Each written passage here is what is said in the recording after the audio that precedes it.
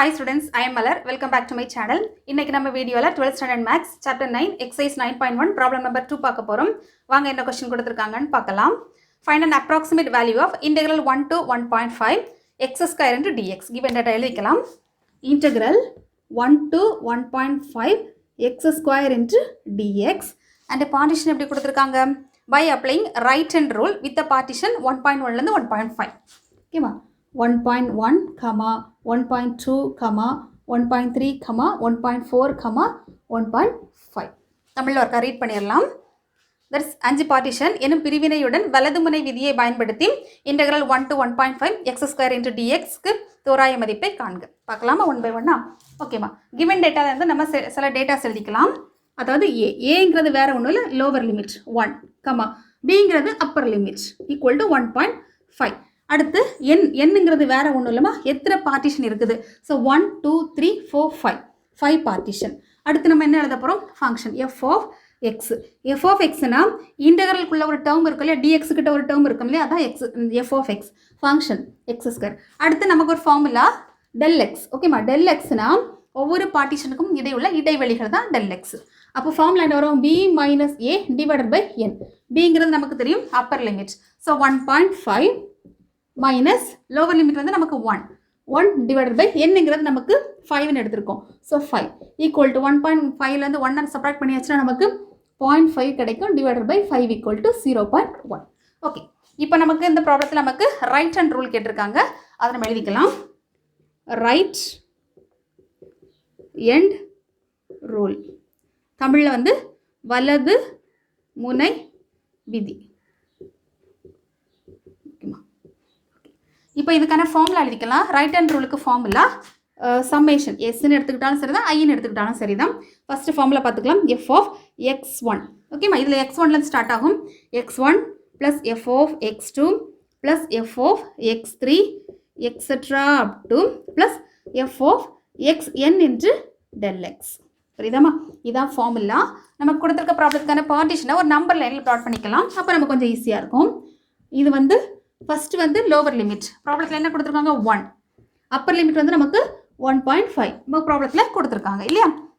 இடையே எத்தனை பார்ட்டிஷன் வருது? 1, 2, 3, 4. அப்போது கிவன் டேட்டா எழுதிக்கலாம். That is 1.1, 1.2, 1.3, 1.4. மொத்தம் எத்தனை பார்ட்டிஷன் வருது நமக்கு? 5. நம்ம n ஈக்குவல் டு 5ன்னு எழுதியிருக்கோம் இல்லையா. அதாவது 1, இது வந்து 1, இது வந்து 2வது, இது வந்து 3வது, 4வது, 5வது. புரியுதாம்மா? இப்போ நமக்கு ரைட் ஹேண்ட் ரூல் கேட்டிருக்காங்க. இப்போ ரைட் ஹேண்ட் ரூல்னா வலது பக்கத்துலேருந்து நம்ம பார்க்க போகிறோம். வலது பக்கத்துலேருந்து எத்தனை பார்ட்டிஷன்? 1, 2, 3, 4, 5. அப்போ நமக்கு 1.1 வரைக்கும் தான் வரும் வலது பக்கத்துலேருந்து. புரியுதாம்மா? ரைட் எண்ட் ரூல், அதாவது அங்கேருந்து நம்ம அங்கே பார்க்குறோம். 5 பாயிண்ட், 5 இடைவெளிகள். ஸோ 1, 2, 3, 4, 5. அப்போ நமக்கு என்னெல்லாம் வரும்? 1.1லேருந்து 1.5 வரைக்கும் நமக்கு வரும். எழுதலாமா? அப்போ S equal to F of x1ங்கிறது எங்கே என்னமா? 1.1. ஸோ 1.1 ப்ளஸ் எஃப் ஆஃப் x2ங்கிறது வந்து நமக்கு 1.2 ப்ளஸ் x3ங்கிறது வந்து F of 1.3 plus F of 1.4 plus F of 1.5 into del X. மறக்காமல் டெல் எக்ஸ் போடணும். இப்போ நம்ம இது வந்து ஃபங்க்ஷனாக இருக்குது. இப்போ நம்ம ஃபங்க்ஷனை ரிமூவ் பண்ண போகிறோம். எப்படி ரிமூவ் பண்ணணும்? எஃப் ஆஃப் எக்ஸுக்கு பதிலாக எக்ஸ் ஸ்கொயர் போட்டாச்சுன்னா நமக்கு ஃபங்க்ஷன் ரிமூவ் ஆயிரும் இல்லையாம்மா. அப்போ எக்ஸுக்கு பதில் எஃப் ஆஃப் எக்ஸுக்கு பதில் எக்ஸ் ஸ்கொயர். அப்போ இந்த இடத்துல எக்ஸுங்கிறது யாருமா? 1.1. அதுக்கு நம்ம ஸ்கொயர் எடுக்க போகிறோம். புரியுதா? அப்போ எஸ் ஈக்குவல் டு இங்கே எக்ஸுங்கிறது வந்து 1.1, இங்கே நமக்கு ஃபங்க்ஷன் வந்து எக்ஸ் ஸ்கொயர் இல்லையா. So 1.1 the whole square plus இங்கே எக்ஸுங்கிறது 1.2, எக்ஸ் ஸ்கொயர் எடுக்கும்போது 1.2 the whole square plus F of இங்கே எக்ஸுங்கிறது வந்து 1.3, எக்ஸ் ஸ்கொயர்னா 1.3 தி ஹோல் ஸ்கொயர். அதே மாதிரி 1.4 the whole square plus 1.5 the whole square into del x நமக்கு தெரியும் 0.1. இப்போ நம்ம இதுக்கு நம்ம எக்ஸ்பேண்ட் பண்ண போகிறோம். இதில் நம்ம பாயிண்ட் ரிமூவ் பண்ணிவிட்டு ஸ்கொயர் எடுக்கலாம். 11க்கு ஸ்கொயர் எடுத்தாச்சுன்னா 121 வரும். 2 பாயிண்ட் தள்ளி புள்ளி வைக்கும்போது 1.21 ப்ளஸ் 12க்கு ஸ்கொயர் எடுக்கும்போது 144 நமக்கு வரும். 2 பாயிண்ட் தள்ளி பாயிண்ட் வைக்கும்போது 1.44. 13க்கு ஸ்கொயர் எடுக்கும்போது 169 வரும் நமக்கு. ஸோ 1.96 ப்ளஸ் 14க்கு ஸ்கொயர் எடுக்கும்போதும் 196 வரும்.